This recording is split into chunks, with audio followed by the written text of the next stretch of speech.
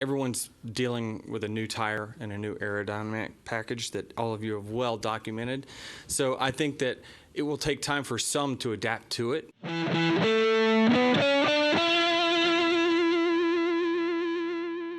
Is it more important to start toward the front of the field today? Obviously, you've got the most clean air where you are, where there are so many unknowns of how well you can pass.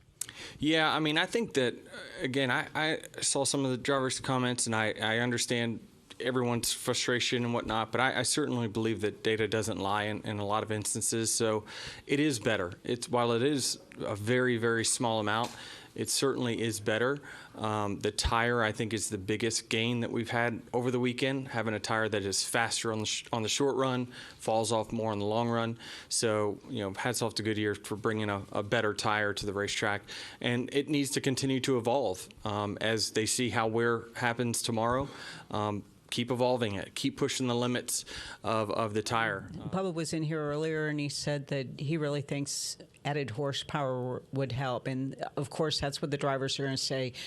With your owner's hat on, what would it look like to add more horsepower to the short track? You're shaking your head. No, you just call up Doug Yates and TRD and say we're going to go back to our old 750 plate. It can be done before next weekend. And they said it won't change any of the durability that they've got. So it can be done with one phone call. Would you and no additional money.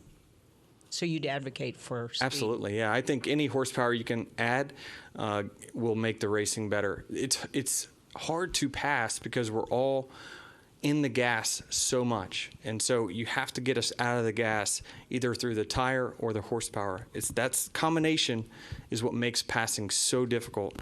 So the more you can get us out of the gas, which means if we have more horsepower, we have to let off sooner, that gives the opportunity to overtake for the car that's behind. So 50 horsepower, while it may not be a game changer, any horsepower gain from here on out will be an advantage to passing. If it's as easy to increase the horsepower, even 50 horsepower, like you say, and I know here last fall, Steve Phelps, Steve O'Donnell talked, and O'Donnell said, in regards to horsepower, I think everything is up for consideration, but expressed some challenges potentially with the cost. Drivers have expressed it for a very long time. More horsepower, more horsepower. You're saying it's easy.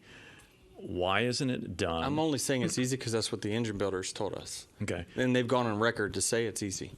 So why isn't it done You yet? will have to call Jim France on that. I do not know. Okay. And my other question is, you guys have certainly spoken out in the media about being all for it. Is there anything else you feel like you can do in terms of any more of a united front to say, here's this and here's why, or let us show X, Y, and Z? We don't need to prove it. I've been in the sport for 20 years now. I've been part of all these tests that have squeezed it down. And every time we squeezed it down, we would go in the building in the middle of the test and say, that's harder to pass. Every time we've done that. So I don't understand. There's obviously other reasons, right? They're trying to get other manufacturers in here. They're trying to do this or in that. It's part of a bigger picture that I won't understand. You won't understand. No one really will understand.